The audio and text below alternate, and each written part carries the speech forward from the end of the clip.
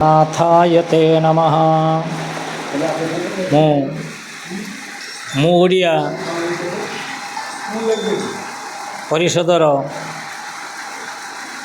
भद्रक जिलार कोषाध्यक्ष अटे पंडित संजय पाटी शर्मा।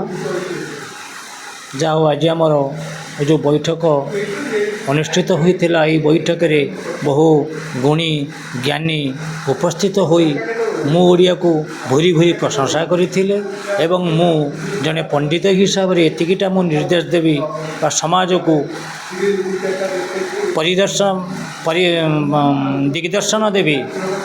प्रथमे मु ओडिया बोली निजक समस्त आम गर्वित मन करिबा एवं आमर संस्कृति परंपरा ऐतिह्य को बजाय रखा हेले प्रत्येक क्षेत्र में ओडियार प्रयोग करी आमर भाषा को सदा सर्वदा टेक रखा आमर कर्तव्य।